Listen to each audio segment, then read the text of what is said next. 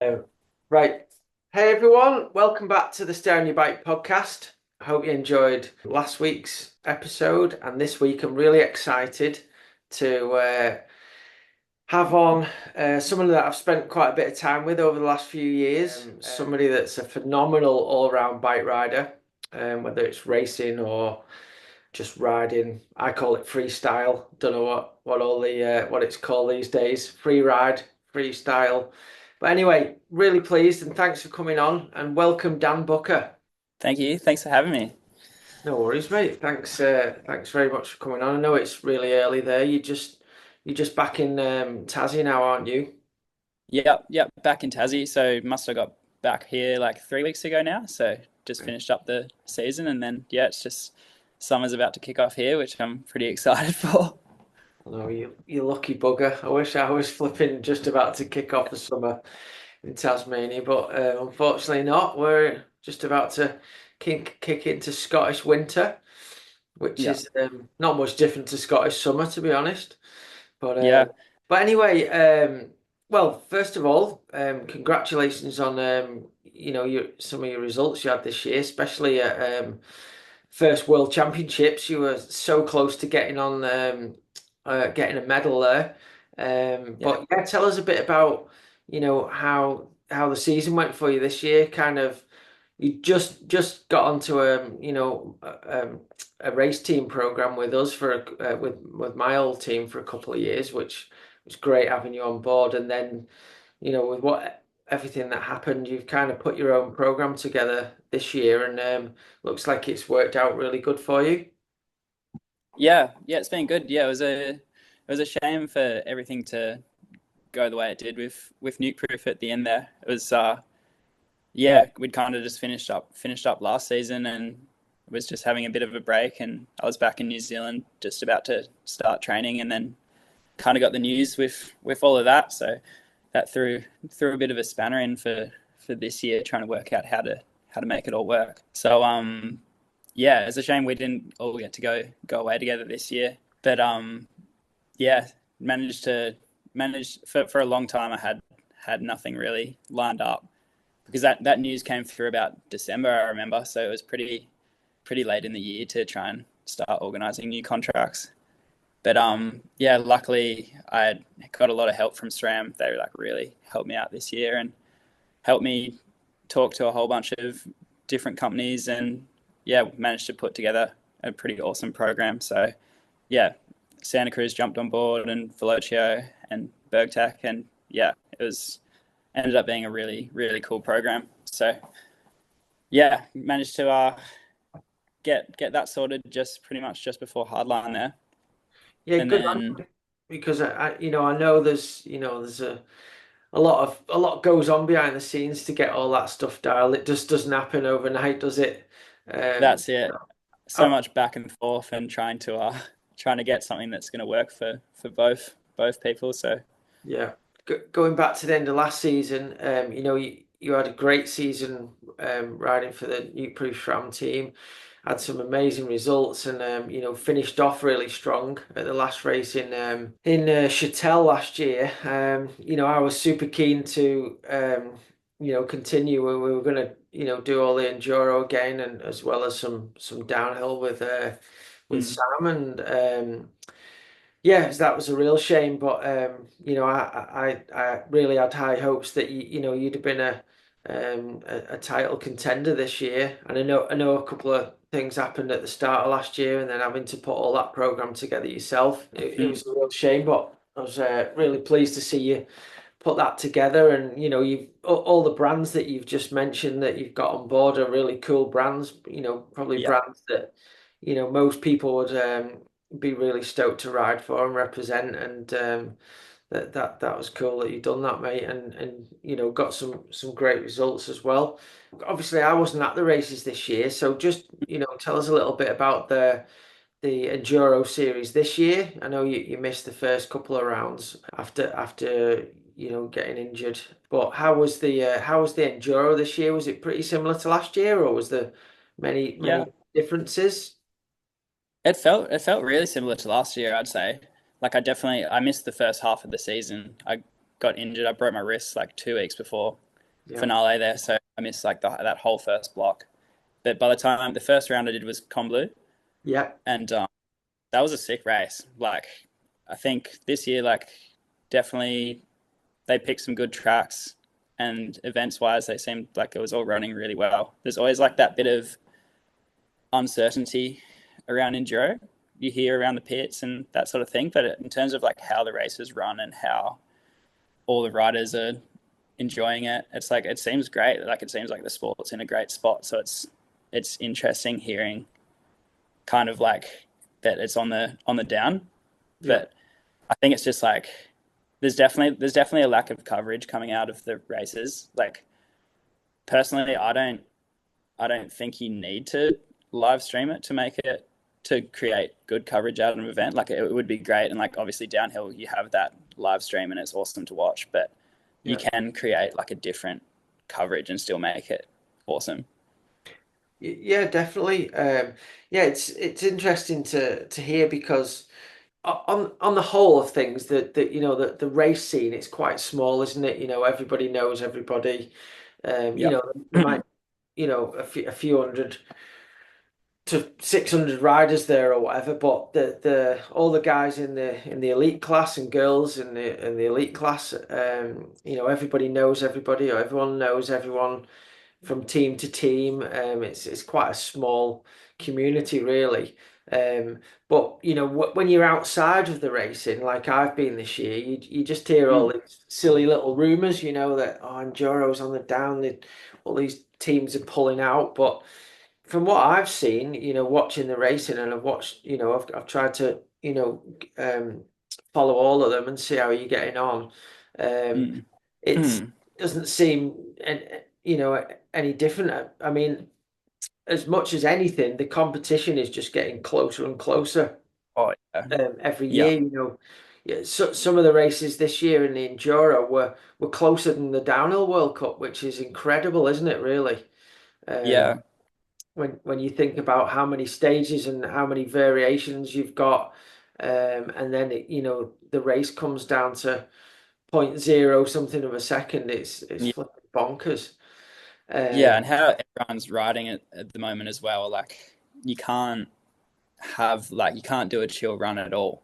Like no, throughout your 6, 7 stages. Like if you're backing off to try and save yourself or like save anything, you're just bleeding time, I suppose. So it's pretty, yeah, racing wise, it's like as good as it's ever been, I reckon, for brilliant. enduro. But yeah, there's just but same thing. Like I've got friends that are like super into riding and racing, and then they'll come to me and be like, "Oh, the first I saw of a race this weekend was when you posted the results." So Right. it's like I Yeah. think just like getting spreading it that there's it's happening, and it's like for such a big event to like not for people that are like quite into riding to not know there's a Yeah. race on is pretty poor. So it's just how you I don't know if that's like something like we as riders need to do a bit more of. I know like Charlie Murray's been doing such a good job there, like Yes. on Yeah. his own Yeah. personal like Instagram and on his YouTube and stuff. So I don't know Yeah. if a bit more of that, and then maybe just like I don't know what the deal is with all those websites at the moment, like Pink Bike and Vital. If they, it seems like there's just less coverage on those ones as well. So I don't know what's happening. Yeah, I think obviously they always put like a little highlights package program out after the event, which is good. But like you mentioned, you can't really cover it live. There's too much to cover for an enduro race, and be too hard Yeah, to do. I mean, what I'd like to see, I guess, taking it back to before there was social media and stuff, even with the downhill, you know. mm. Used to do all the downhill racing, all the coverage would be in the magazines and the results and everything. But then at the end of the year, all the videographers would bring a video out and everyone was Yeah, excited to watch that on the year. Um, yeah, and in recent times, Netflix have done a really good job with that, with the Formula One and the Tour de France and various other sporting disciplines.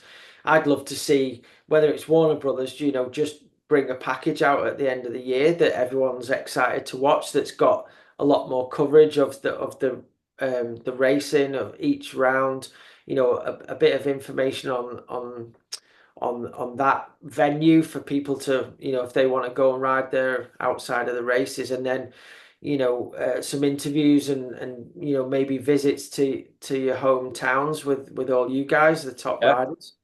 Um, I think that's the way to go with enduro, and a lot more in-depth coverage, on what bikes you're all riding, what components are on your bikes, and that would help your sponsors, I think, help the bike industry, because people love to know what bikes you're riding, what your setups are, what flipping degree handlebars you've got, how many yeah, stacks you've got on them.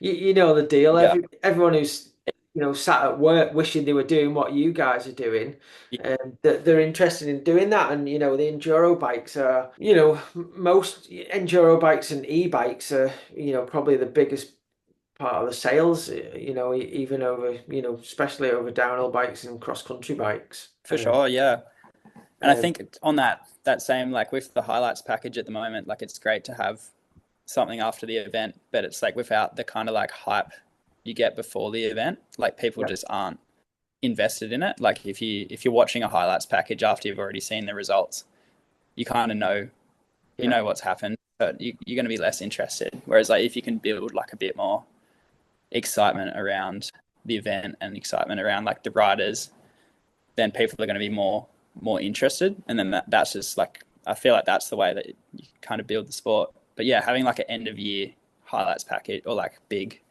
big Earth style document. video, Yeah. oh, that thing would be super sick. Yeah, hopefully they'll do something like that, because I think that's definitely the way to go with enduro. And like you've just said, build the characters and get the fans to know you guys a bit better from behind the scenes and stuff, and then that'll make them more interested to try and follow the sport the following season. That's what happened with me after I watched the Tour de France Netflix documentary. Then I Yeah, wanted to watch yeah, the Tour de France and follow the characters that I liked in the documentary. yeah, yeah. That's it. So yeah, well, hopefully something like that will happen, Dan. And so obviously you had some great results this year, especially you started off straight into the top 10 after you'd missed the first two rounds, and then you had some other great results. You mentioned just earlier you nearly podiumed at the World Championships. Tell us a bit more for the kind of privateers out there. Was it Mm.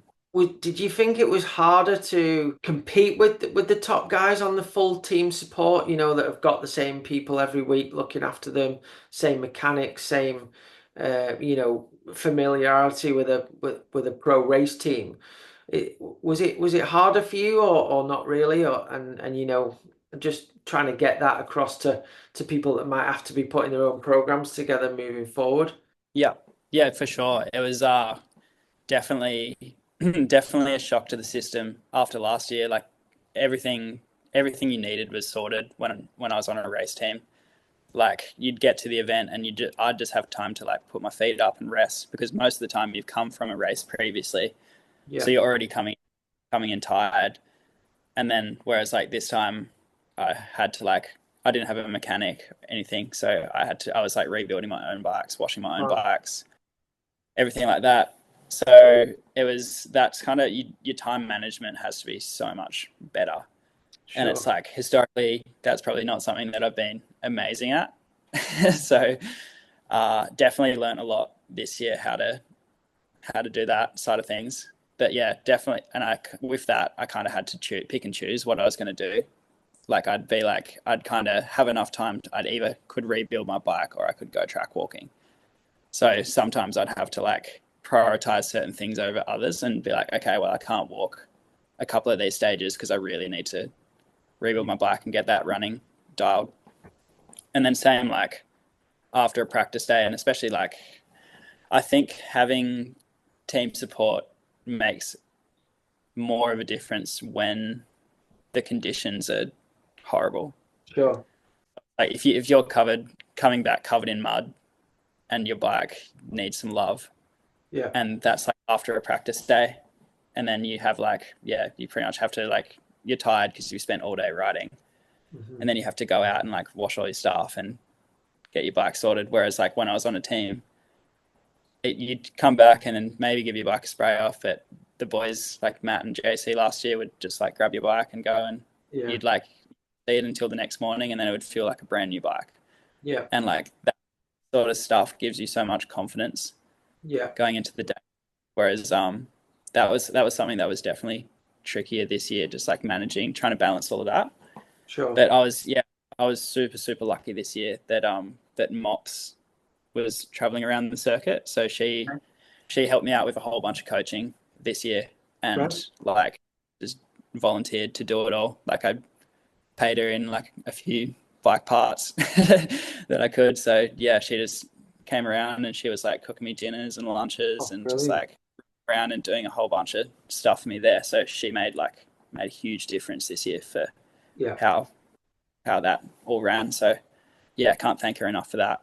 Oh, And then brilliant. same with like I was lucky this year where anything like major I needed on my bike, I was like got to pit with SRAM guys as well. So Yeah. they would any like suspension and brakes and stuff they could help me out with, which was super super helpful. Yeah. Yeah. Oh, good.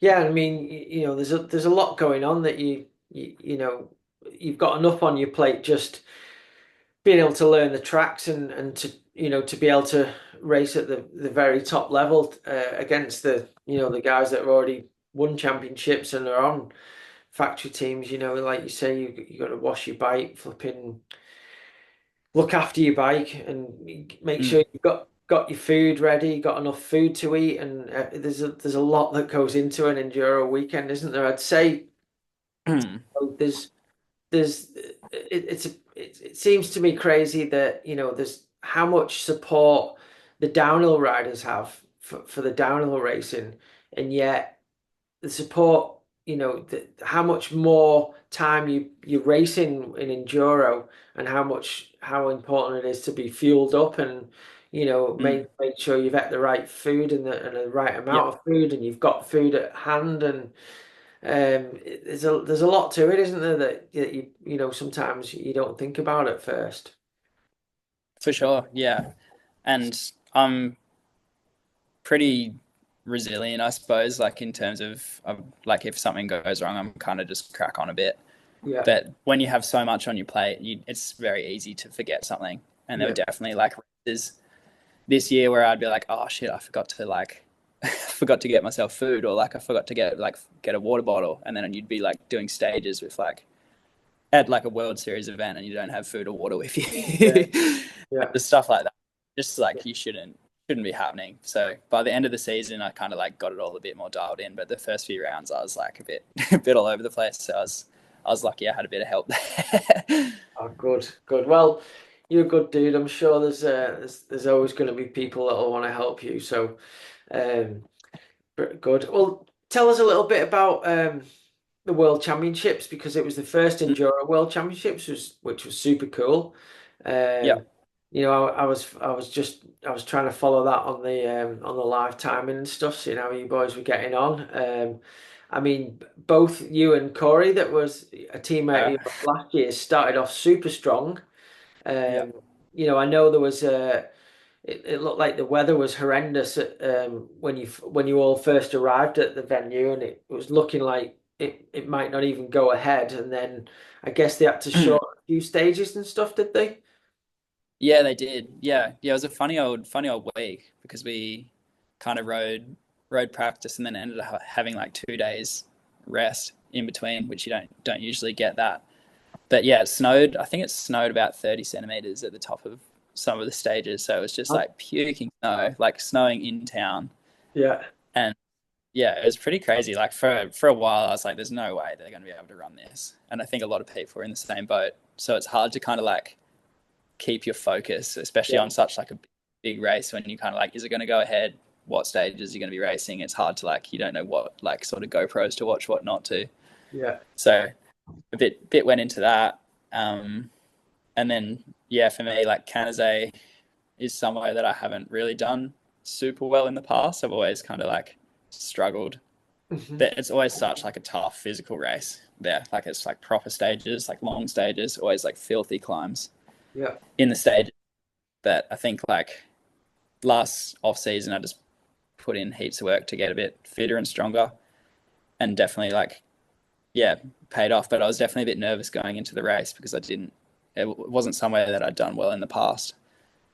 Sure. But and then you ended up, you started off strong and kept going strong all day and was improving by the looks of things. So, Yeah, what was it really tricky conditions to ride in? Was it super slippy? yeah, yeah. It was funny actually because the first stage I thought I'd had a shocker. Like I dropped in and I was kind of like I was pushing on, but you know, it was those conditions where you never really feel like you're ripping. Like you kind of, I was making a few mistakes, but I was definitely trying to crack on a bit. And then towards the bottom of the stage, I like tucked my front on a root, and then Oh, I like blew through the tape, and I had to like jump off my bike and then like run up this little hill, oh and like no. jump back, like sort of cross the finish line, and I was just like rolling back down the hill, and I was like, oh, No. damn, like But you just time then. So, I was like, with that run, I was like, I'd be lucky to be in like the top 20 or so on a stage like yeah. that. And then, yeah, just like got chatting to some people, and yeah, they had some results, and I was like, oh, they first of all wouldn't tell me. They're like, oh, we Right. won't tell you. Like, how are you doing? And I was like, oh, righto.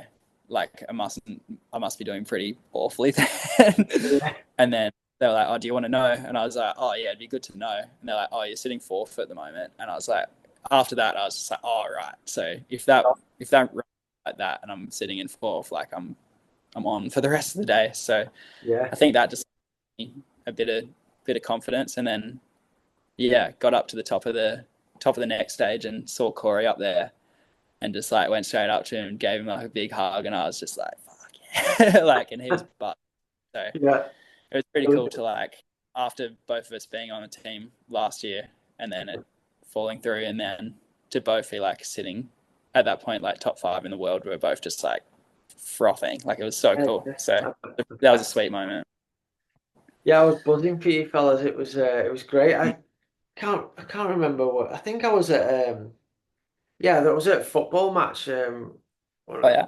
one of Harrison's football matches, and I was just looked up to see if the first stage had happened, and I was like, "Holy shit! Look at how good these boys are doing." So yeah, so I was trying to follow it throughout the day, but yeah, it was awesome to see. I mean, obviously, both you and Corey are super good technically gifted riders, and so I guess when it's hard conditions, that kind of plays into you guys' strengths as well. Mm. But what was the because I heard a few people moaning this year that some of the venues had some massive pedally sections in, and it had kind of gone backwards. The sport that it wasn't as downhill orientated as it had been, I guess. From sort of 18, 19, 17, 18, 19. Was it a good mix this year, do you think, or was it had it gone one way or the other? I didn't think it was like it wasn't like an unusually physical Okay. season. Well, Yeah. I definitely missed the start, and it sounded like the first few rounds had some like pretty nasty ones. But from Combloux onwards, there was nothing that was like didn't seem like it should have been in. And Okay. especially in the past, like in Canazay, we had that like massive like minute and a half Yeah. that animal house, which was horrific. So there's nothing this season like that, and I think it's kind of I don't mind it. Like I obviously like I don't love sprinting up hills. No. Like I'd much rather like riffing a trail, but I think like that's some people's strength, Yeah. and I think like it doesn't hurt to put the odd one in every now and then.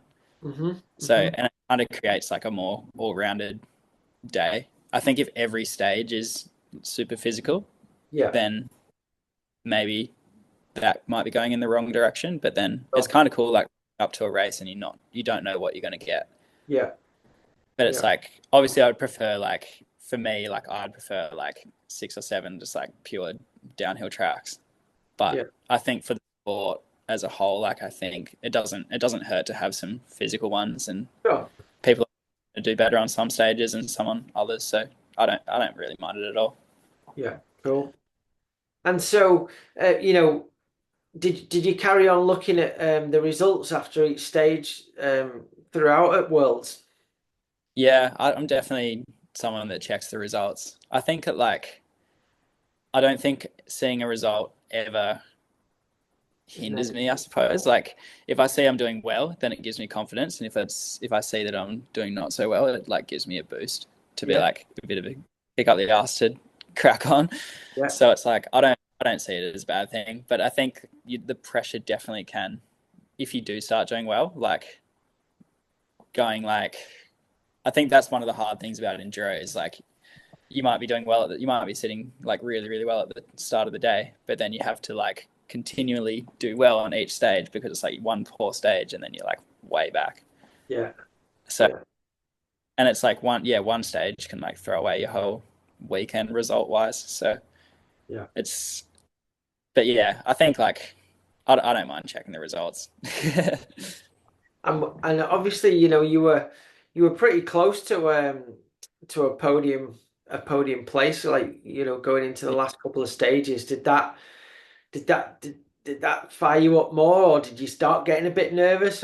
You know, how did that feel? Yeah, I definitely started getting a bit nervous. I think like there's the second to last stage is one of like the best stages I've ridden in my life. Like it just yeah, just like start to finish, I didn't really felt like I could have ridden it much better for the conditions and how I'd kind of like practiced the stage, and it just felt like everything kind of like I'd kind of like make mistakes in some bits, but then it would result in me like carrying more speed out somehow, and just everything's just seemed to go right on that one.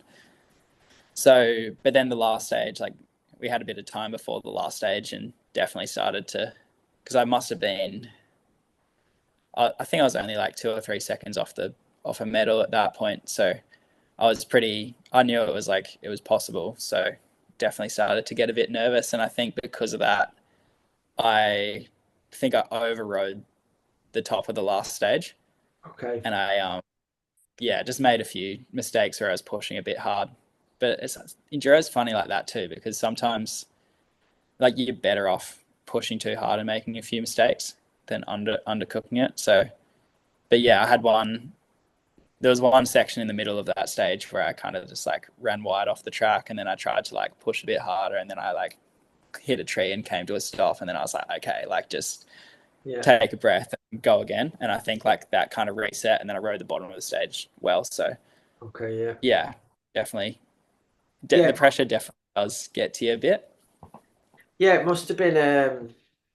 It must be a super hard balance to get now with how close the times are and how fast you guys are all having to push. Um, and you know, so obviously, Alex Rideau ended up getting the world title, which, you know, I'm sure deservedly so. He's a really Oh, good yeah, rider. It's been super strong the last couple of years, and then obviously, you know, Richie was on the podium after. I think Richie was top three at every single race this year, wasn't he? I believe, which is incredibly, you know, impressive. Um, and then obviously, you know, the standard is so close now.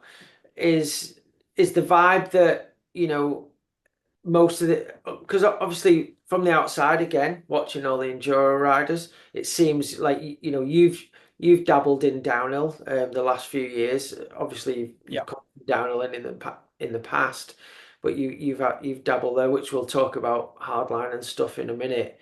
Um, it seems now that there's quite, whereas in the past it used to be downhillers having a dabble on the enduro. Now it seems to yeah, have switched around the other way. You know, I've seen you know, quite a lot of the Canadian and American downhillers, sorry, enduro riders doing some of the downhill races, yeah, especially now, you know, with the Canadian Open and the Monster Cup in the US. Um, is the vibe that a lot of people are going to maybe switch back to downhill, or are they just kind of doing that for in case enduro goes down the pan a bit, or are they all just doing that, do you think, for a bit of training to get that speed and intensity to bring back into their enduro racing? Yeah. It seems like there's a few people like working out if they can switch. I think I've Yeah. heard a few people working out whether they can just like having a crack and seeing kind of like where they stack up in the downhill world, and then with that they're kind of seeing if they that's something they could look into. And I think that is because of the kind of rumors that are going around with enduro. Yeah. So I think there's a few people trying to keep their options open, and then it's obviously like if you're not racing any downhill, and then it becomes a point where you need to be racing downhill, and you have no results, like it's going to be hard for a sponsor to pick you up. Yeah. So I think there's a few people dabbling for that reason, but then also like downhill is so good for your enduro, like getting that intensity. Yeah. So I think without like doing like timed, and yeah, I think if you're pushing on a downhill bike and then you go back to riding an enduro bike, yeah, you're going to be faster on your enduro bike, which is the speed's just like totally different. Yeah, I agree. I agree. And me and you spoke about this a few years ago, what you wanted to do in the future. Are you still sticking to your enduro dreams and goals next year, or are you obviously, it was exciting to see you racing Hardline this year in Medina. Um, I was sure you were going to be on the podium there, and I'm sure you could have been if hadn't have had that horrible crash you had. But and obviously you've dabbled in the downhill. What's your thoughts? I know a while ago you mentioned to me you just didn't feel like you wanted to go full downhill. Yeah. So are you still in the same place now, or what are you thinking? I think so. I think I just prefer riding enduro bikes and enduro style trails. I think it just feels a bit. I enjoy it a bit more, and I love like. There's nothing better than riding a trail for the first time Yeah, and like trying on it. I reckon when you can ride a trail blind and ride it well, it's like the best feeling you can have. yeah, So I think that's why I like enduro so much. I think the um the World Cup downhill stuff doesn't excite me too much.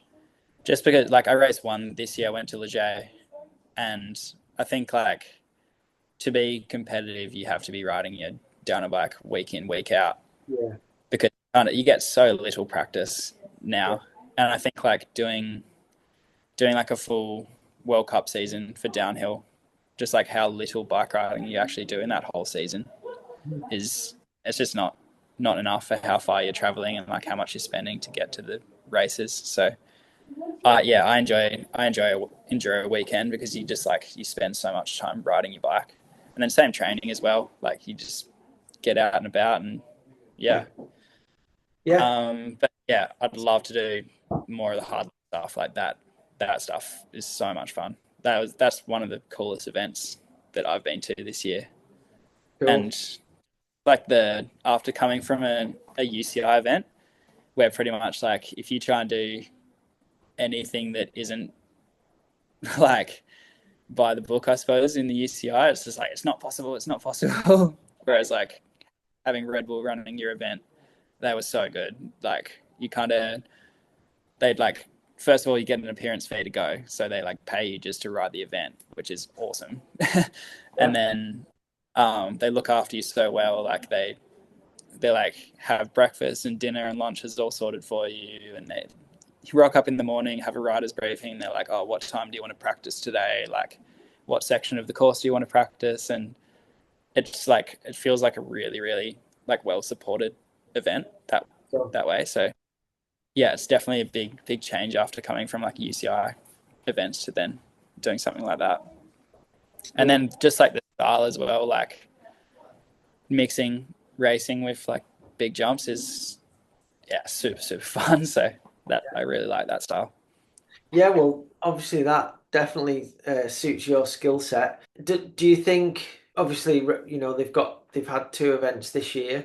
Rumors are that they might try and add a third event into the series. Do you think that might become a bigger race series, maybe a 5, 6 series event in that series? And if so, is that something that you would contemplate maybe focusing on full time? I think so. Yeah, yeah. I think a couple of extra events would be super cool.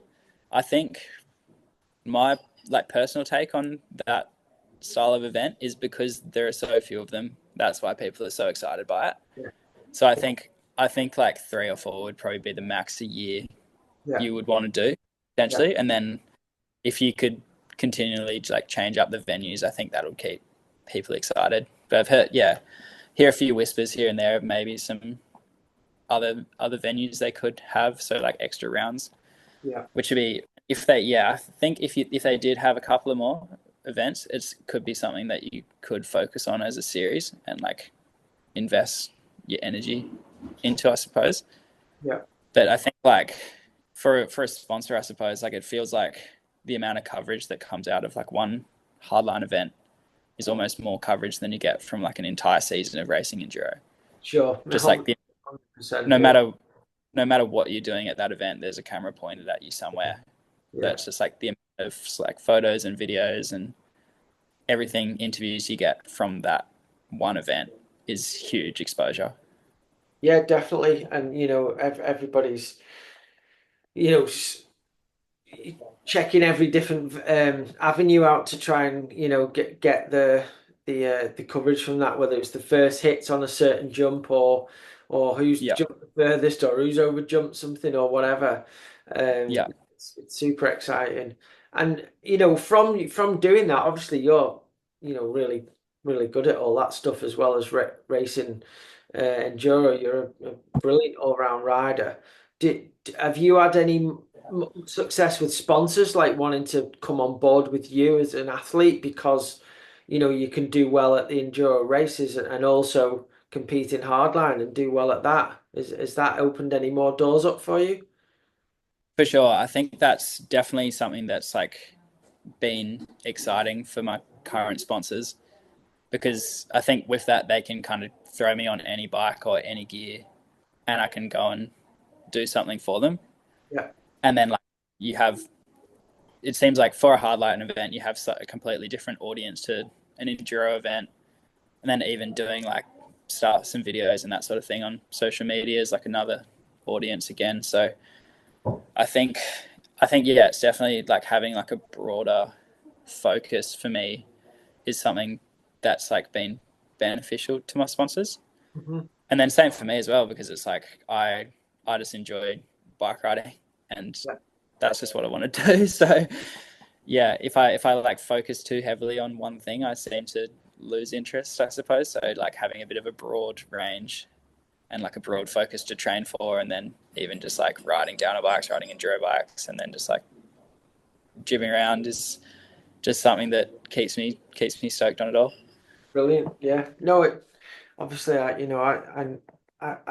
known you quite well over the last few years, and I can totally see. I totally see what you're saying there. You just love riding bikes, and it shows in what you do and what you do on your bike. I think you've got an amazing creativity, which you show on in your bike riding, whether it's you know being on the podium at an enduro race to jibbing around in the park or doing hardline. Um, so Dan, moving forward to 2025. Mm. Uh, I imagine you're gonna, target Medina Hardline again, and Yeah. then go do the Enduro World Series again, World Championships again. Um, if you could pick one thing to win, if it was Hardline, the Enduro World Series, sorry, the Enduro World Cup overall, or the Enduro World Championships, what do you think would give you the most the achievement if you won one of those things? I think, oh, I did toss up between world champs and hardline. I think, like personally, I'd love to win hardline the most. Okay. I think just because it's in Tassie, it's where I grew up. I think like how stoked that would make everyone in like the Tassie bike community. I think like that would be a pretty cool feeling. And Yeah, just like even last year that event, like it was so cool just being there and all the Tasmanians and everyone from around Australia kind of like coming up to me and like wishing me luck and yeah, saying they're like for me was like a pretty special feeling. So I think if I was able to win that, that would be like a massive highlight. But then same again, like being a world champion is a pretty cool yeah. thing as well. So Oh, yeah. um, but I'd have to pick hardline. Cool, cool. Well, I mean, yeah, one of the best things I've seen at a bike race, and I've been to a lot of bike races, was just the support that you had when we did the EDR there in Tasmania, where you got second at the start of last year. Just the support from the fans for you there was so cool to see, and just to experience, with all the signs they had and chanting your name when you were coming down the track. It was amazing. So I can imagine it's on another level when you're doing hardline there. Yeah, yeah, just that enduro experience was amazing as well. I've got this one video on my phone that I got sent where of one of the stages that enduro, and the crowd's so loud that the audio just like completely Right. messes up. So like that was that's something I'm never gonna forget that. That was such a cool experience. Yeah, it And was brilliant. that's it's a big reason I've moved back to Tassie this year as well, is because like there's kind of only really for a while I was kind of like the only guy on like a pro team here. Yeah, So and now there's Sasha Kim as well, and he's killing it. So yeah, I think it's kind of I think part of me moving back is thinking like I don't want like kids or anyone growing up riding here thinking that they have to leave Tassie yeah. to like progress their riding or like being.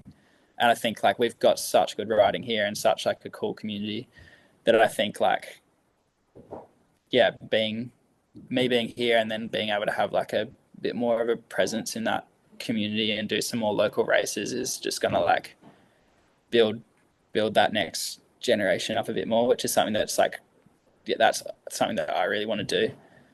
So Definitely, mate. Yeah, good on you for doing that. I was saying this to somebody the other day that, in the UK, we had a really good, big, group of riders that were doing really well at the World Cup, and I think that all stemmed back to, the early days when everybody went to a downhill national.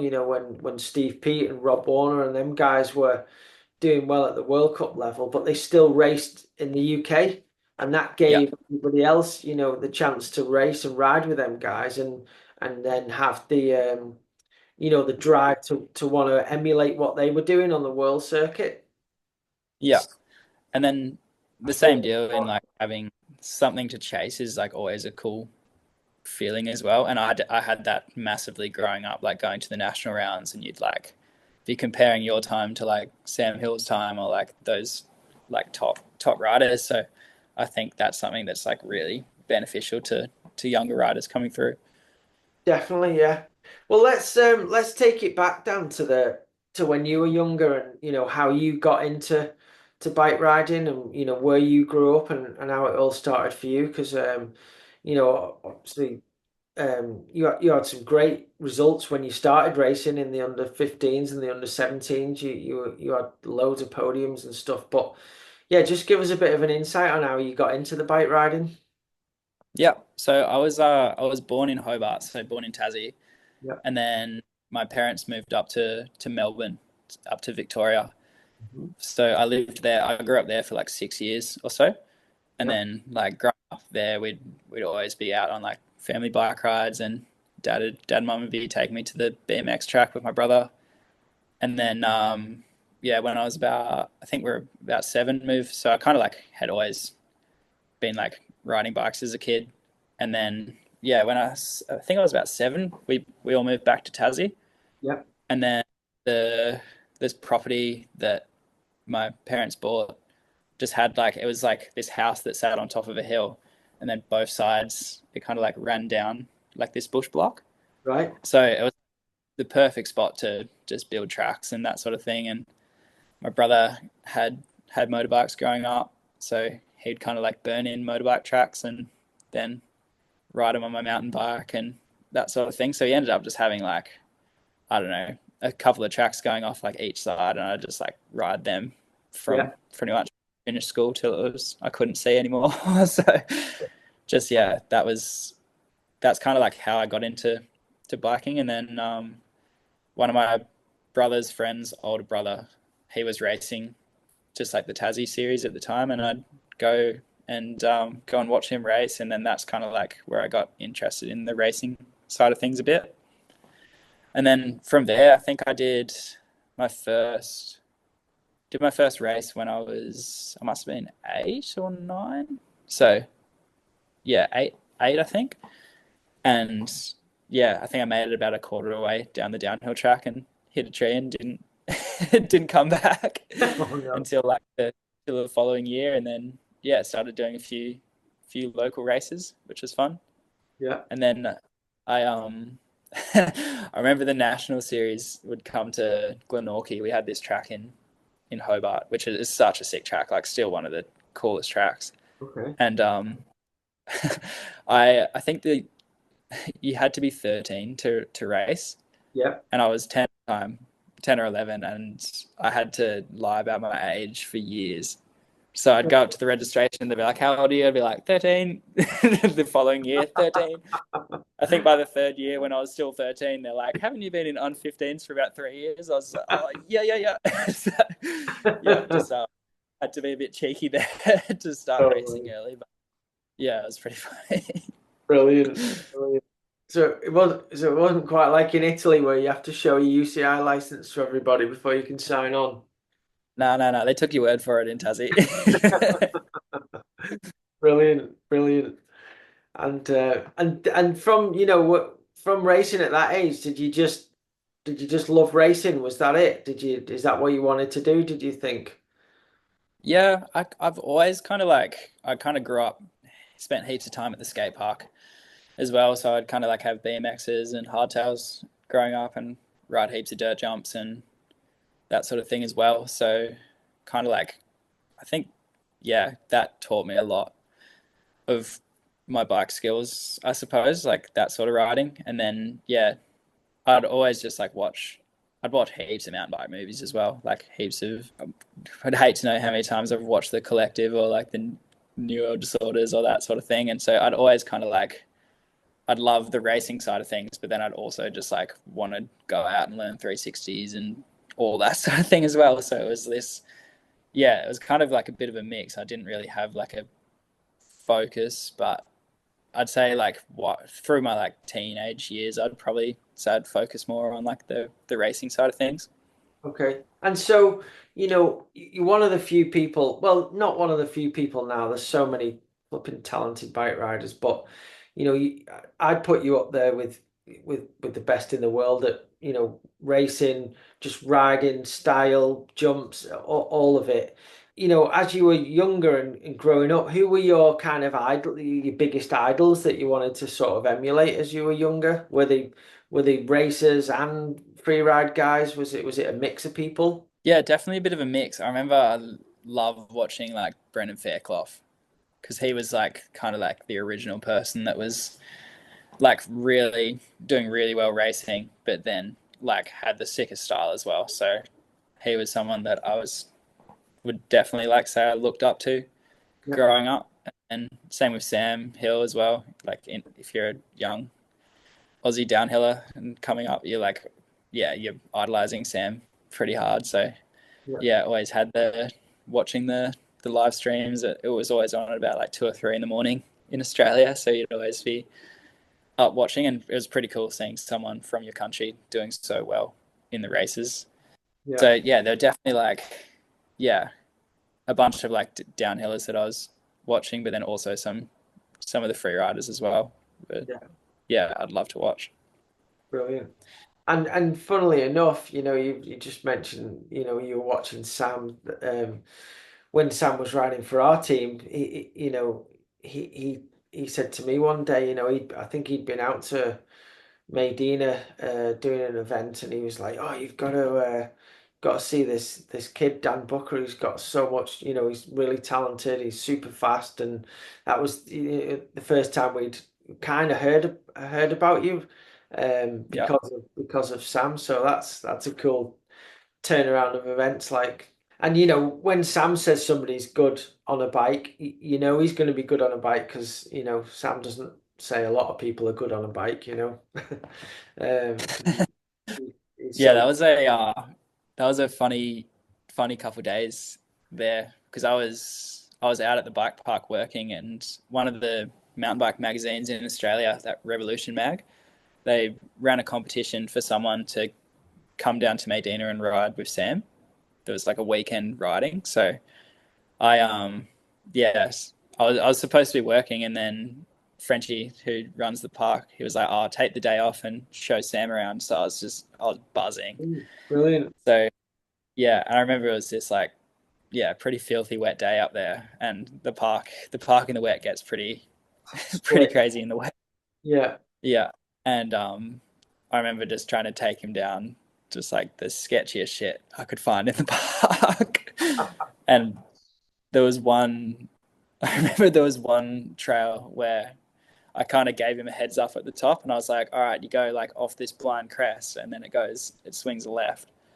And he went straight off the crest, and I just remember like looking behind and just seeing him just like riding over logs and sticks and just like completely missed the corner, nearly killed it. So Yeah, such a cool day getting to ride with Sam and just seeing like I remember there's one track up there, and I'd built the track and I'd ridden it so much, and it was Sam's first ever run down the track, and I went behind him and he dropped me, yeah, and I was like I was blown away that someone could read a trail that well. So that was super motivating for me, and then that's how all the everything with Nuke Proof came about as well. So yeah, which was that was funny in itself as well, because that all happened because I basically got a message from Rob Sherritt, and I was trail building, and then like a message popped up on my phone. It was from Nuke Proof, and they're saying, "Hey, just Sam told us we need to get in touch with you and get you some bikes. Like, let us know what you need."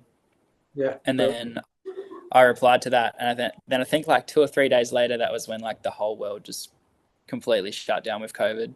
Ah, God. So Yeah, I never actually got a reply to that message, and then I didn't chase it up, and then it wasn't until like a year later I finally like sent a follow up email, and I was like, hey, like, is this something that you'd still be interested with? And then pretty much instantly Rob got back to me and was like, oh, so sorry we didn't reply to you, and then within like I think the bikes rocked up like 3 weeks later. So it was brilliant. pretty funny going from like I remember when that message first came through, I was like so excited about it all, and then for like then Hey, it all came crashing down because I didn't follow it up, and then like a year later it just all just happened so quickly again. yeah, brilliant. Yeah, I mean, we obviously, we had we had the race team, and then we were always kind of looking for other riders that could start off on Nuke Proof, and then hopefully one day maybe transition onto the race team, depending on what they were going to be doing, which is what happened with you, and then Yeah, in no time at all, you became one of the top guys on the team, and yeah, just a shame we never got to share some of the achievements I believe you'll get, in the future. But I'll always be supporting you and hoping that you get those results that I'm sure you will. But it was super cool having you on board, Dan. thank Um, you. yeah, and so obviously you mentioned the bike park. I was able to Mm. come over there last year for the race, and when did you first start working at the bike park and learning your trail building? How did that come about? So I started trail building straight out of school. So pretty much I think I started with Dirt Art was the company. I think I was 16 or just about to turn 17. Yeah, So I pretty much after high school I was just like I was doing really well at school and like passing all my subjects and that sort of thing, but I just didn't really excite me that much, and I didn't love going to school. Sure. So yeah, and I really wanted to go racing. Like I was kind of like I think I just made it onto like the national team, like the Aussie team for to go and race some junior World Cups. Yeah. And yeah, I just wanted to go and like just earn a bit of money and that sort of thing. So yeah, there was a little job came up, trail building, which was 5 minutes down the road from my house. So that's where I started out, and then pretty much did that. I did that. I think I had 1 year off where I went and did something else, or like 6 months even off. But apart from that, I did it from 16, 17 all the way through until uh like 2021, I think. So yeah, I think it Oh, was like 6 or 7 years all up.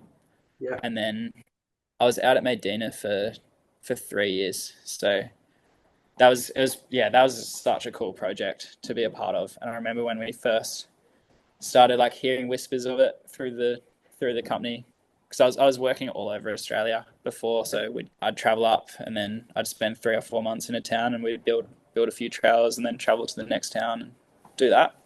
So then when like a bike park project came up and it was in Tassie as well, like everyone was so excited about it. And we kind of it wasn't really until we got out there on the first day that we realized like the scale of the place. Yeah. And it was like, yeah, when we rocked up, it was like this old school building at the bottom Yeah. that the school had shut down a few years before because there's just not enough kids out there to keep the school open essentially. Hmm. So like my mom teaches out there now down the road, and she teaches like a grade 2, 3, 4, 5. And I think she's got like 25 kids in a class across like all those grades. So Oh, wow. it's pretty quiet little communities out there. Yeah. So yeah, we rocked up on the first day, and it's like this old school building, and still got all the like four square lines on the ground and like a big Yeah. playground.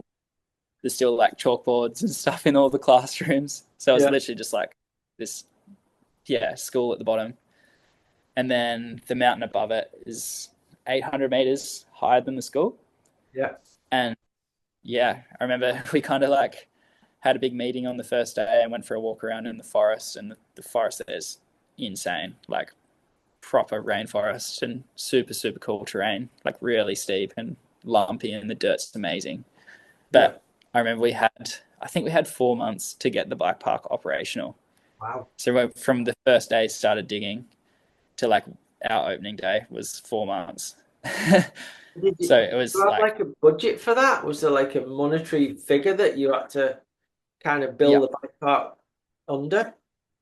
yeah. So I don't know the full details, but I know that I think it was co-funded to start with. So the owner of the park put in a bunch of money, and then that was sort of matched by the government. So they like sort of, yeah. But that's why we had to build it so fast, because this like government scheme was essentially like we had to have it like operational while that scheme was running. I'm fairly sure was how it worked. Yeah. So yeah, it was pretty crazy. We had, I think at one point we had like 16 or 17 like trail crew out there. So you had at one time you had four different teams running on the hill. So it was usually like there were 3 teams in machines and then like one hand build crew. Right. So Okay. that was some of the best riding I've ever done in my life. Was it what just Because building something and testing it and yeah, and because there was so much trail building going on, like 4 different people building trails at once. Like literally, you get to the weekend every weekend, and there'll be a brand new trail for you to ride. no way. So it was just like this, like, and the dirt, like when a trail is brand new there, it's like it doesn't get better. So it's just like yeah, every week you just have like a brand new trail to ride out there, and like you'd just be with a whole bunch of like young guys out there working and just like frothing on riding. So everyone Brilliant. was super excited to do shuttles after work, and yeah, it Yeah. was really really cool experience Oh, that's awesome, Dan. That's brilliant. And I guess, that probably helped you riding as well, didn't it? Doing, riding with them guys and pushing each other and having some amazing terrain to ride and train on. for sure. yeah, I'd stopped racing at that point too. I hadn't raced for a few years, Uh-huh. so I was just riding and wasn't like trying to like get faster or like get better at riding. I was just like riding because I loved it. Okay. And then because that was kind of like the first time in my life that I was like not focusing on something with riding. Like the whole time growing up, I was always trying to like become a faster rider or become a better rider. But when I was just riding because I loved it, I ended up actually getting better at riding, which was funny. So Yeah. yeah, definitely owe like a lot of like where I've kind of ended up with my biking now to the Medina for sure. Like without it, I don't think like I really would have had the facilities in Tassie to train and to like to just yeah experience riding trails like that. Yeah, for sure. And so, as I mentioned earlier, you've got the skills to do all kinds of different riding from all the background that you've had, with your downhill racing, skate parks, dirt jumping, all the stuff at Medina. I mean, remember when we went to Whistler and you done that jump to manual around the corner and off the bridge on Dirt Merchant. I think that Yeah, went fucking viral. Everyone was yeah, posting that. I mean, there's guys that are now basically sponsored to do that stuff.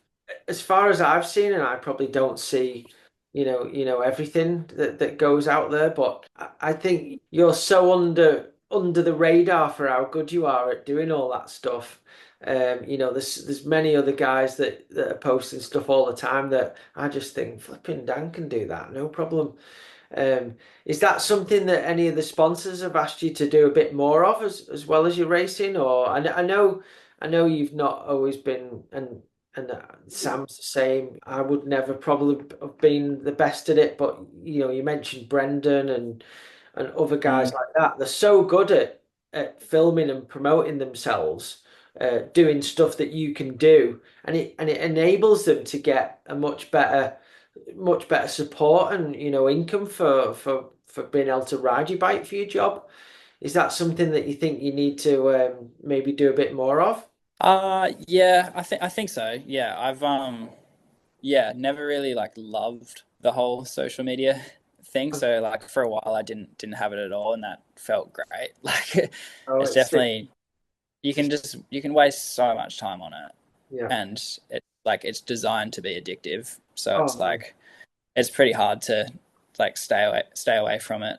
But yeah, I definitely it's something that I know sponsors are like it's super valuable, and especially just like the metrics, I suppose. Like there's with a whole lot of other things with professional bike riding, like you can't see how many people are seeing what you're doing. Whereas like with social media, with like all the views and all of that sort of stuff, you can go to a company with that like number of people, which is I mhm. think that's why companies are so interested in it. And Yeah, just like the kind of people can see you do something at a race or see you do something out riding, but like the amount of people you can reach through social media is ridiculous. yeah, So but yeah, I definitely don't use it as much as like a whole bunch of other people kind of in my position, I suppose.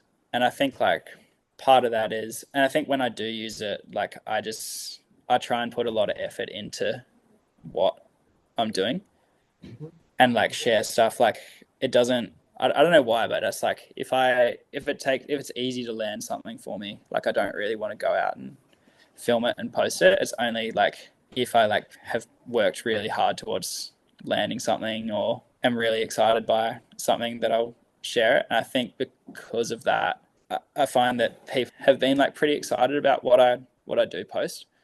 And yeah. I think it's because it's like every time I do post, it's like it's something that's hard to do, I suppose, or it's taken me like a long time to land it. Like there's some videos where I've like tried to do something like over 150 times to You've try done and it. land it. Yeah, and that's something where it's like when I go back and look at that video, I remember how long it took me or like how much effort I put in to try and like work it all out and like work out how it was all going to work. So I'm like really proud of it when I like go back and watch it. Whereas like I feel like if I was like going out every day and filming myself like riding a corner or like something like that, I just Yeah, wouldn't get as that's excited by it. But I think I would rather get into doing a bit more, like putting a bit more effort into the media I put out, hmm and like filming like less kind of like iPhoney videos and putting a bit more effort in, and like having proper filmers and doing like longer video parts, and that's what I'd love to do, that sort of stuff. So Yeah, I think that hopefully, what should happen for you. You've definitely got enough talent for those guys to be doing that with you. So yeah, I think that's a great idea. yeah. So hopefully this off season I'll get just been chatting to a few sponsors at the moment, and hopefully, yeah, might be able to go and build a bit of a line and go and film something. So yeah, hopefully that all works out and comes together, because that's something that I'm really, really keen to do. Oh, cool. Look forward to seeing that then. And so, what's the next race for you now? You having a bit of bit of downtime, and then will Medina Hardline be the first event, or will you have some stuff before that you're going to do? Yeah. So Hardline will be the first event for me. So I actually, yeah, just started training again this week, which, yeah, it seems like it's a long way away now, but I think it's going to be good to just like build up a really good base. And especially after getting a few injuries last year, I think like getting my body like really sorted, of just been like, yeah, trying to become like the best athlete I can be, as well as like a bike rider. So yeah, spending heaps of time in the gym and heaps of time stretching and like going to the spa and the sauna and that sort of stuff, and getting like really trying to get my body in like a good space to build off for next year. So, Great. and all of that stuff, just like when you do hit the ground, it's just like you're so much less likely to get injured if you are a bit stronger or like a bit more mobile or that sort of thing. So Yeah. that's like the big plan at the moment, is, yeah, just work on myself there, and then yeah, just get ready for hardline, start spending a bit more time on my downhill bike, and yeah, I'm really looking forward to that. Cool. And how do you train for something like hardline? Obviously, you've got the skills to do the big jumps and stuff, but do you just do laps in the park and try and get your speed up and hit the jumps that are there? What's the kind of plan Yeah, there for hardline? I'm not too sure yet. Like it's such a hard event to train for. I think like one of the biggest things you can do is just get strong enough to take the hits. Because it seems like bikes are so good now that it pretty much gets to like a point where like the stronger you are, the faster you can ride them. Yeah, So yeah, it's going to be heaps of time in the gym, and then just getting really good bike time, because like I don't usually spend much time on a downhill bike. Like last year, I was going from like I'd race my downhill bike, and then the next time I'd ride it would be at the next race that I was at. So yeah, yeah, I think just trying to spend a bit more time on my downhill bike and just punch some laps and get a few time runs going and get comfy, trying to ride it fast, and yeah, maybe just go find some steep fire roads and go real fast down there and get your brain used to cool. going fast again. So, Or like a bit of time on a moto is probably going to help as well. yeah, So yeah, probably going to start doing a bit more moto riding this off season. cool. And for hardline, and one other thing I've not, mentioned is which is, in your skill set is, obviously they've just had Rampage. What do you think about that event? Is that something that you would consider doing? I'm not sure. It's so hard to say until you go out there, and like you can watch it on TV and be like, oh, it's like something like it looks crazy on TV. So I think like imagine being there in person would be like a whole different level again. But I really like the idea of the event. Like it's a really cool event, but I'm not sure. It's not something that I'm like trying to work towards, I suppose. Just the risk of it all, like, and you see, like with people like Brendan doing runs where I feel like maybe that's the sort of run I could, if I was to get an invite, is like something I could do out there, which is like more sort of technical. Yeah, I'm definitely not like spinning any 100-foot jumps or like that sort of thing. So I think like a more technical run, and then I think like event wise, it doesn't seem to score that well. So I Yeah. don't. Yeah, it's not something I'm like Bothered, aiming too towards. bothered about. Yeah. No. And obviously it's it's Hardline and Rampage. They're both hugely viewed events and they're both super exciting in their own way. And there's people that have especially gone to Hardline in Wales that have done Rampage before and they've struggled. And I'm sure vice versa. I can imagine, obviously, Joe Smith. Well, Joe's really good at hardline in Wales. I can't imagine Joe going and enjoying and doing Rampage. I could be wrong. Yeah. Maybe Joe Yeah. will bring me up tomorrow and say, "You talking?" Yeah. You know, but it's a similar thing, but it's different, isn't it? It's they're both super gnarly and they're both super dangerous, and you're hitting huge jumps at huge speeds, and the risk factor's huge, but they are slightly different. That's something with hardline where it's kind of like it's hard to tell what direction it's going to go in at the moment because each year it seems like each year the event runs, the features get like bigger and bigger and bigger.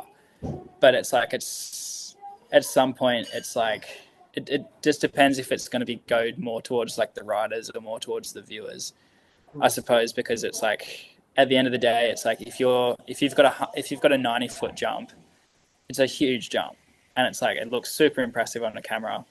It's like if you make that same jump 110 foot, does it look that much more impressive to the viewers or someone that doesn't know mountain biking, or even people that do know mountain biking? It's like, but then the risk to the rider goes up so much. Like Yeah, every every 5 foot longer you make that jump, yeah, the risk goes through the roof, I suppose. So it's yeah. like at some point, is it kind of like, do you just keep it as like these big jumps, or is it going to go in a direction where it just gets bigger and bigger and bigger?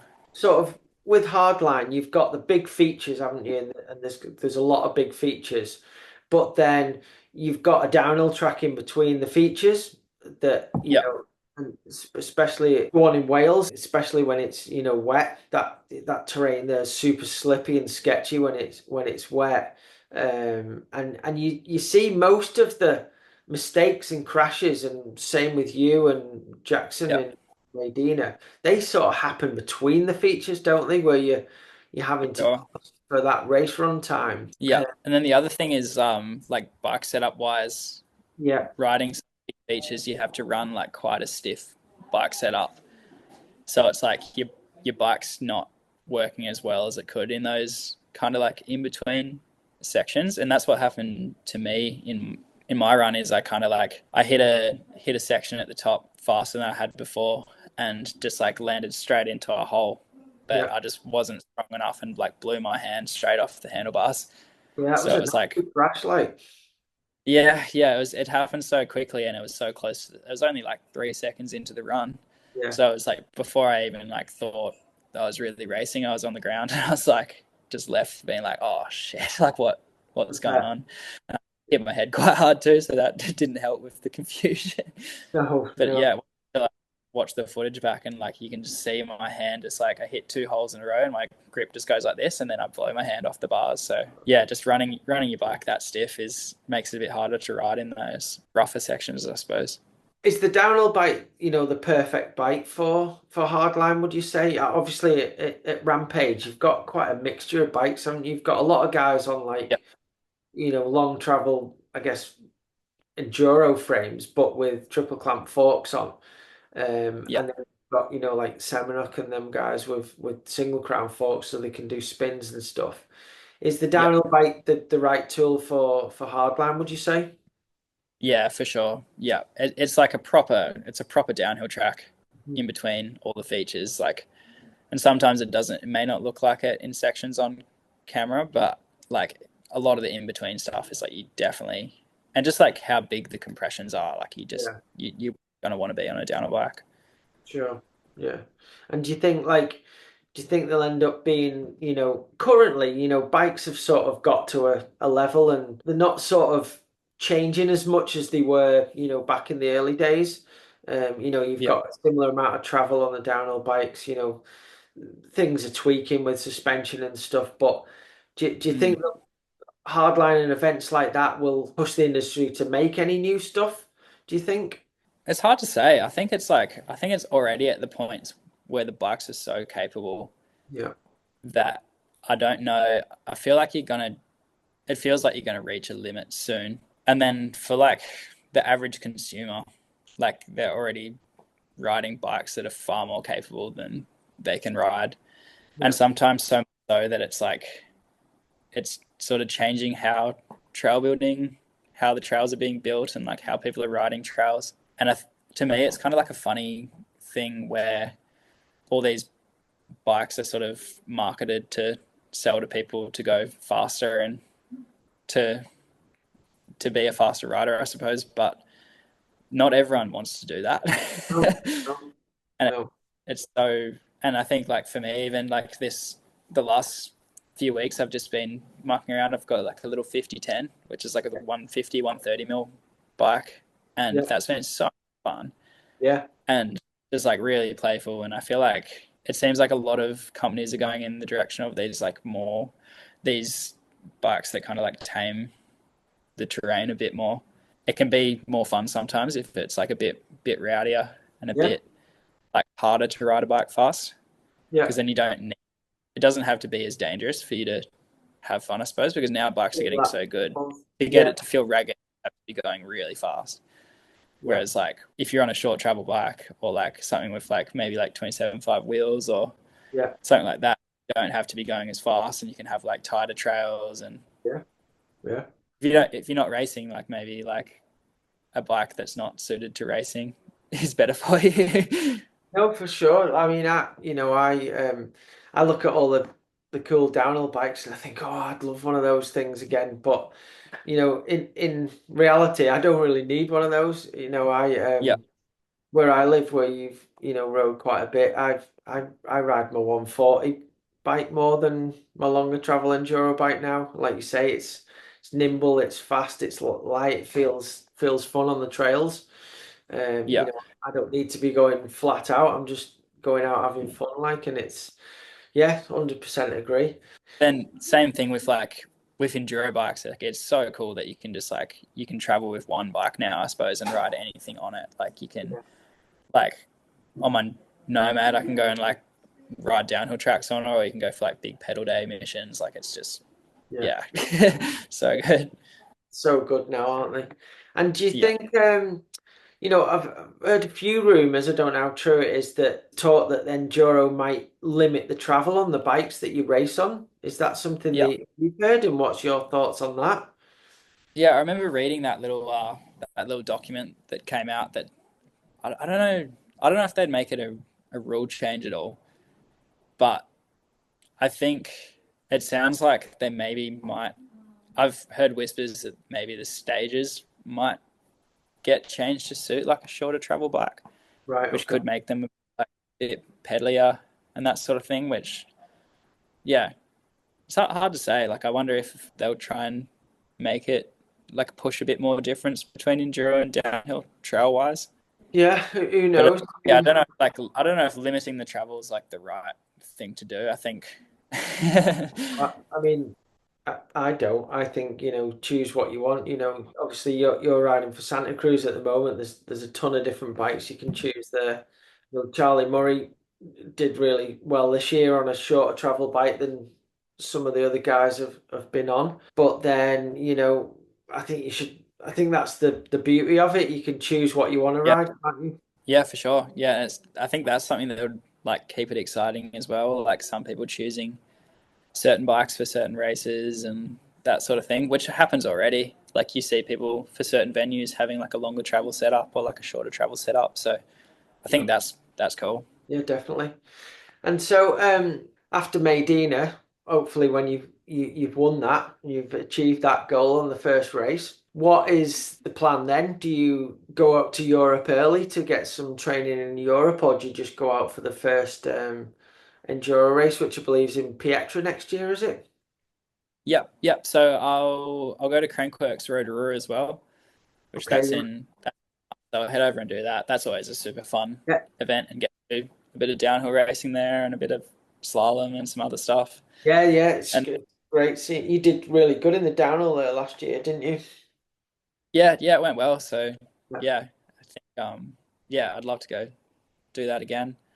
And then I'm still not too sure about next year, like what I'm going to be racing. I'm still like kind of finalizing a calendar at the moment, and I'm not sure if that's going to be me doing like a full Enduro World Series or maybe just like select rounds and try and get some good results to go and race Worlds again. So yeah, I'm not sure if I'll be doing a full World Series or not, but we'll Okay. see.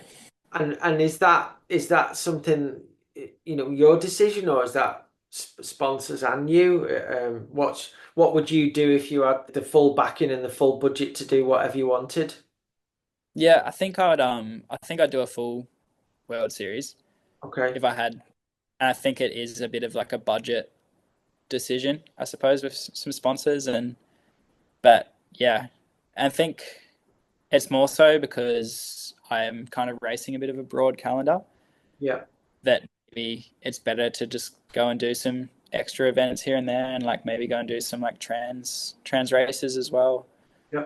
So yeah, kind of like sitting down at this time of year and like working out what's going to be the best calendar for me and like for sponsors and that sort of thing, and then trying to work out budgets and yeah, it's definitely yeah, there's a bit more work in it than kind of like when you're on a race team, and you kind of seems like someone sort of sets the calendar a bit more when you're on a race team than when you're running your own program Yeah. like I am next year. It's going to be you get a bit more freedom to pick and choose, which is cool. But then yeah, still kind of deciding whether I want to do like a full World Series or not. And I think it might depend on like how the races do feel next year for Oh, enduro. yeah. Yeah. And obviously you've got pretty good setup with Santa Cruz and SRAM and everything. But if there was an opportunity to go back on a full race program to do the full EDR season, would that be something you'd be interested in? Yeah, I don't think so at the moment. Like I really enjoyed last year, and I think like having the freedom to like choose all your sponsors and that sort of thing really means that you can get on like a setup that you're like 100% Yeah. stoked on, Yeah. which makes a big difference. And then yeah, having that freedom as well to choose what races you want to do Yeah. is really awesome. So I think I'm pretty happy like running my own program at the moment. Cool. There's Cool. definitely something would make it easier. Like if I was able to get the budget to have a mechanic or even like a filmer or something like that to do Yeah. have like a different avenue there, that would be something that would be really beneficial. But Yeah. yeah, I'm enjoying it. The running my own program at the moment.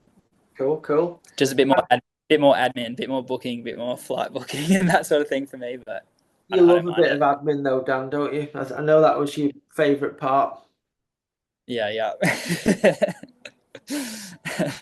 Um, and so, are you contemplating doing the Welsh hardline as well? Yeah, yeah, that's something I'd love to do. So yeah, I had a message come through last year Yeah. saying that I'd um I'd had an entry for it, but I'd broken my wrist 2 days earlier. So I think it was about I think it was 8 or 9 weeks later that Hardline would have been on, and I was supposed to be in a cast for 8. So I was just like, it's just not Yeah. gonna get there in time. And for when I first got invited, I thought, oh, maybe I can get it back, and then Yeah. yeah, I ended up just saying no and just like making sure that someone else got like enough notice to Yeah. get a spot, to get ready for it. So and then yeah, by the time I got to the 8 week mark, I was like, there's no way I'm going to be strong enough to ride hardline. So I definitely made the right decision there. Yeah. Definitely. And obviously I've heard a few rumors with the downhill circuit, getting more elitist, just so many elite teams, and they're going to make it smaller and smaller, I guess, the amount of people that'll be able to compete at a World Cup, which I guess will give it even a bit more pressure to the riders that are there and on those big teams. Do you think that's going to then affect the riders that may be on the start line at hardline and stuff? Like, obviously Jackson got injured last year at hardline and missed the whole World Cup season. Do you think that the World Cup going more F1 or whatever you want to call it, do you think that's going to make decisions where the riders won't be able to do events like that? I think so. I think for certain riders there will. I definitely, yeah. I think for those like sort of top five like sort of title contenders, I think that's something that would definitely be a decision. I think like the team managers and that's some discussions those guys would be having. But I think like exposure's exposure, and it's like whether it's at a World Cup or whether it's at Hardline. I don't think Hardline's any more dangerous than a World Cup. Mm. I suppose in terms of getting injured, Yeah, because they're big features, but usually they're built really well. So yeah, it's like once you're comfortable riding a jump, and you can kind of it seems like you can kind of make the hardline week as easy or as hard as you want it. Like you can go up there, and you can be like one of the first guys to ride a feature, or you can let everyone else go and do that, and then come through at the end and just train people in, and that's yeah. a pretty safe way to do it. So whereas like at a World Cup, I feel like I'm more likely to crash trying to ride like a technical section Well, faster than a big jump potentially. So, but that yeah, might just be me. I'm not sure. sure. Yeah, understand. Yeah, and obviously, not everybody is as comfortable on the big jumps as you are, so it goes.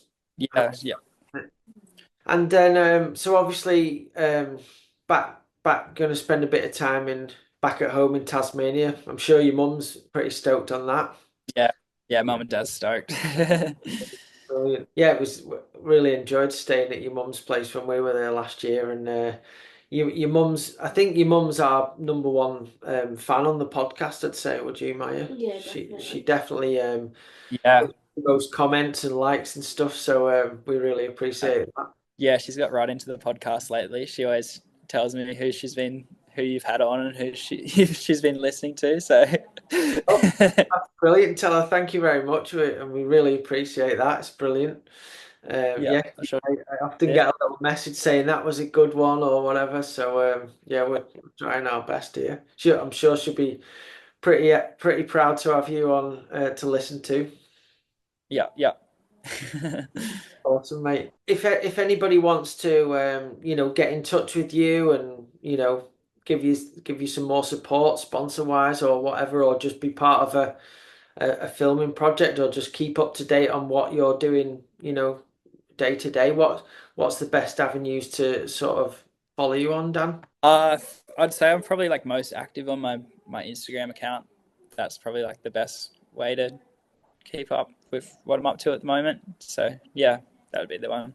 All right, well, hopefully, and I'm gonna looking forward to seeing what you put together for next season, and yeah, I'm excited to see you how you get on at Hardline again for sure. Just make sure you bloody stay on your bike this time. Yeah, that's it. Is there going to be some big changes to the track that you can maybe give us a little bit of insight on, or is it all top secret? Yeah, there's definitely. I think there some of the guys have been up there making some changes. So yeah, I think there's going to be some fresh stuff, which will be pretty cool. Keep it exciting for everyone. Okay, brilliant, brilliant. Well, yeah, I'm super excited to see how you get on at that, and I'm sure you're going to do well. But Thanks. yeah, well, again, thanks, Dan. Thanks again for everything you did when you rode for our team. You were a brilliant rider and ambassador for the team, and appreciate that. And it was nice to spend time with you and get to know you a bit better. That was awesome, mate. And thanks very much for getting up early today and coming on the podcast. Yeah, thanks so much. Yeah, thanks. Yeah, I loved having spending time with all you guys on the team. That was such a good experience and like something I'm never going to forget. So yeah, thanks for that, and yeah, thanks for having me on. Well, thanks for your time, Dan. We'll see Awesome. you soon. See ya. Cheers. All right. Well, I hope everyone enjoyed that chat with Dan Booker. One of the best bike riders I've ever had the pleasure of spending some time with. Super talented, whether it's, racing or just flipping the style on his bike, jumping. You can just see from Dan's riding, he has so much fun on the bike, which is what we all do it for. So hope you enjoyed it. Please like, subscribe, comment, buy us a coffee if you're feeling generous. And thanks for listening and watching, and we'll see you next week. Cheers.